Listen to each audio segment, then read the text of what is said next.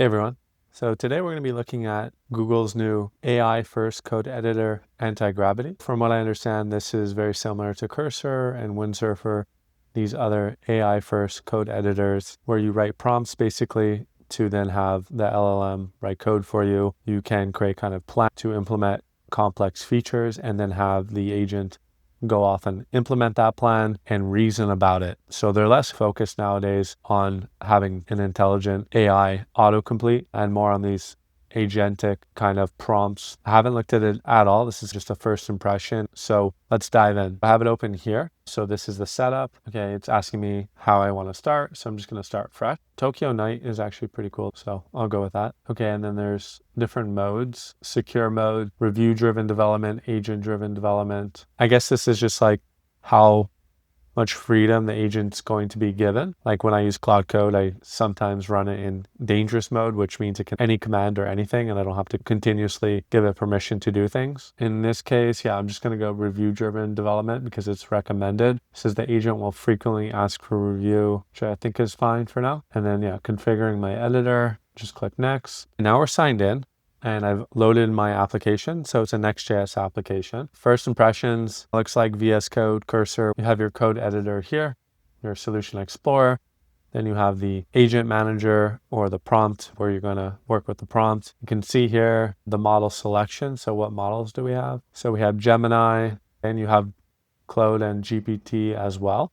That's interesting. I didn't think they would be offering the other models because Gemini is from Google. So I just thought Antigravity was just Gemini basically, but seems that's not the case. I'm wondering though, is this editor going to be better with Gemini than the others? It'll probably be more cost effective though. I'm not sure how much Antigravity is costing right now. I just downloaded it and logged in. Seems to be free right now. And then we have planning. Okay, so planning, you have agent can plan before executing tasks, used for deep research, complex task or collaborative work. And then fast agent will execute tasks directly, used for simple tasks that can be completed later. That makes sense. That's how I'm working a lot nowadays. I create plans for features and then review those plans and then have the agent go and execute them. But I still do a lot of small little prompts to make tweaks. Nowadays, I rarely write code or go and change the code. I just prompt to have it change code. Even if it's simple, it's still just deferring to using the prompt to do it. And yeah, nowadays I'm using Claude Code mainly, so I'm not really using a code editor. I do use Cursor, but just to view the source code when I do need to. This is the application we're going to be working on. So it's a time tracker. I've been converting my time tracker I built in Angular to Next.js, and I've been just using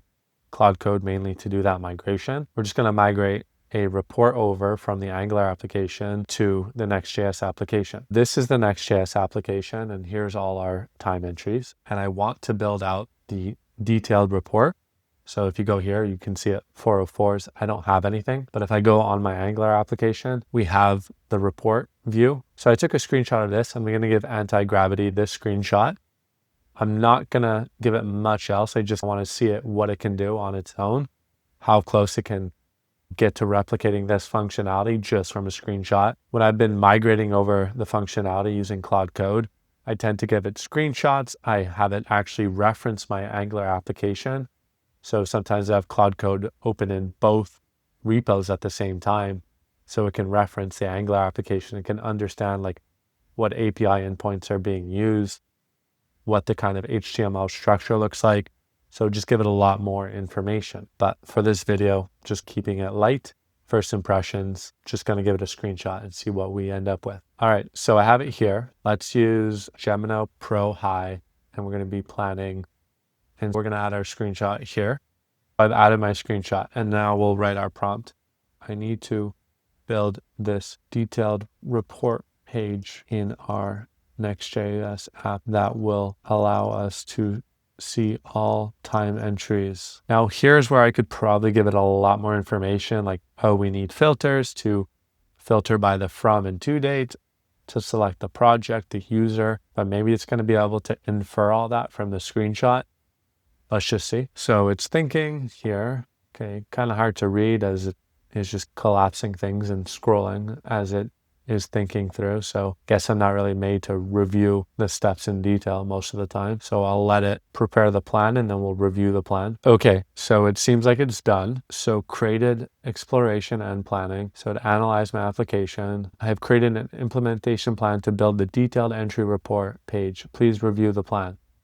Okay, and it opened up this plan. I have review or proceed. Okay, so I can add comments, I guess, and then those comments, it's probably going to make further changes on them once I submit it. But let's read the plan. Oh, here, comment and artifacts. It's telling me select content within artifacts to leave a comment for the agent. Okay, so build a detailed entry report page in the Next.js application that matches the provided design. This page will allow users to view, filter, and manage time entries. Pretty accurate, but sparse on the details. I will be using mock data to populate the table initially as specific backend endpoints were not provided. I'll assume the page should be accessible at reports detailed. So I already do have the API endpoints for that.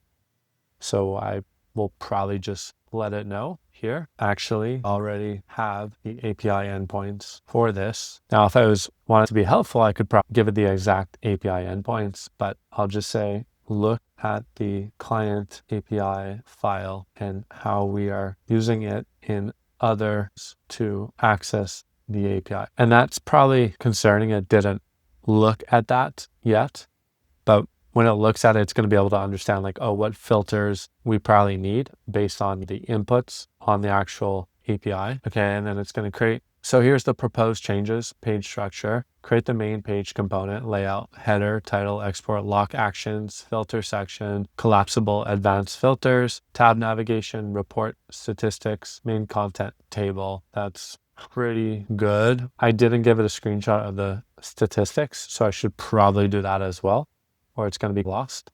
It has to go and implement that tab. So I'll do that. Taking a screenshot. I don't know if I can add an image. No, I will give you a screenshot of the statistics. Okay, I'm adding a comment here saying I will give it a screenshot of the statistics. So let's see if that works. Come here and give it that. So now it's saying I will create a local component directory for this feature to keep it encapsulated or place them in generic components if reusable. For now, I'll structure them within the page or a nearby component folder if complex. So filter by date range, drop down for users, check boxes for options. And I should say again, make sure to use the API endpoints for this. Make sure to use the API endpoints to load the options. So it's saying use tan stack React table already in dependencies. I'm not sure if that's what we're using in other components, like in our time tracker and in the projects page. Make sure we are using this in the time tracker and project pages. I am not sure what component we are using, but I want to keep it consistent. So as you can see, like I'm just trying to advise it on things I know it might do incorrectly. Here it's saying it wants to add a new dependency or use a new dependency. I don't know if I'm like using that dependency in my other components, honestly. I could go check, but if I can just add a comment for it to check itself, then that could work. But that's one of the issues with using AI is that it can introduce, new libraries, new dependencies, new patterns in your code. Even if you already have a component for a table, it could just do a new one. And then you have like 2 tables and then it can add a new one in the future. Then you have 3 ways to do tables and then that just becomes unmaintainable. Okay, so here's the columns: notes, user, project, client, time, duration, actions. Yeah. That looks quite accurate. Custom cell rendering for user, avatar name, status warning icon. That's not true. We don't really show an avatar. No avatar, please. Not sure about this status warning. Oh yeah, we do show a status warning if there is an issue with the time entry. So probably it's going to fail is like when we have this kind of logic to show this time entry as yellow because there's something wrong with it. It's not going to know what field to use to determine that.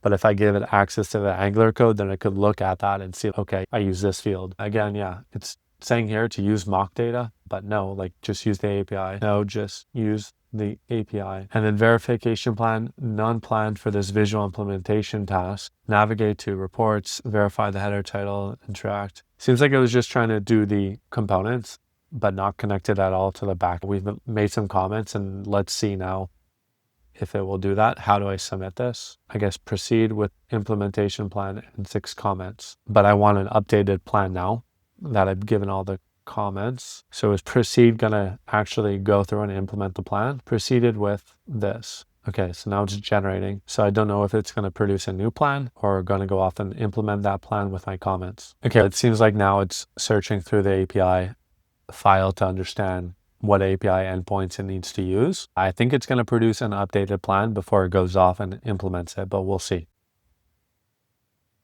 Okay, so now we have a new plan. Let's review it. So I was able to find the actual services that we need from our API. And it seems like it's saying it's going to use this data table to keep it consistent with the project page. So yeah, I guess it was using a new component. This is our local component. And so it should have been using this ideally. That was good that I caught that. For the rest of the plan, I'll just review. So the plan looks pretty good, but it didn't use the statistics screenshot. And I guess that's because I didn't submit it. So I'll try it here. I said, can you look at this screenshot, the stats, and add it to the plan as well? So let's see if it's going to take that screenshot, analyze it, and update the plan. It's saying that we're missing recharge, so I guess it's choosing a library for me. Not sure why it's choosing this one as well. It doesn't seem like it can find the actual API endpoints for the statistics, but I believe they are there, so it should be able to find it. I'll assume client-side calculation for statistics from the fetch time entries to ensure immediate progress.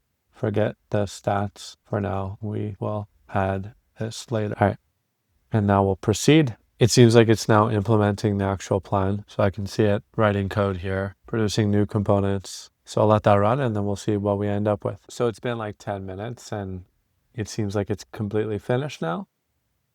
And here it's giving us a nice summary of what it did. So it says the detailed entry report page has been successfully built and integrated into your Next.js application. App reports detailed. The implementation includes page layout, a structure with header, tail export, lock actions, a filter, sections, and the main data table. Advanced filter bar with the date range picker, dynamic drop downs.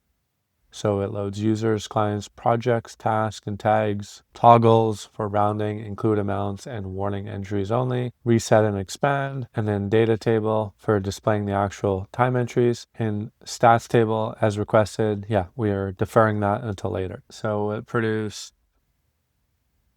2 files. This one I already had. I just didn't commit this. A filter bar and then the details page, and we can accept it or edit it, I guess here, or see all the edited files and accept all. So very similar to Cursor from what I can remember. And that's good. I can see it's using my components, not adding new components.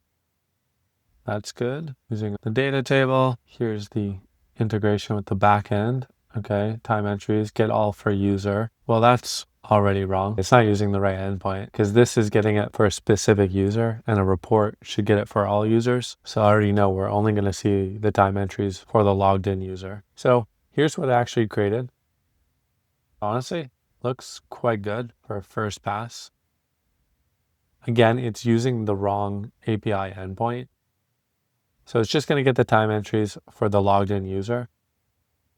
So I'll have to have it work on that, give it the actual API endpoint, but it's a pretty good start. I mean, it's loading all the actual drop downs properly. Some bugs like this should automatically be closing when I click something else. It's rounding functionality. Is that working? Well, the time entries are already rounded, so who knows? From a first glance, I'm not seeing anything too crazy in terms of producing a better output. It's too early to tell, honestly. And I struggle nowadays to see what LLM is actually producing consistently better output, because my issue with LLMs is sometimes you get good output, sometimes you get bad. So we'll hit accept all. And now we have all those changes, and now we can further iterate, tell it to use the correct API endpoints. We can probably provide a guidance, be like, use this one, use that. So it doesn't have to search as much because our API is quite extensive. So I could understand it not being able to find the appropriate one. And I could have it also just reference our Angular application for it to understand. That's it for now.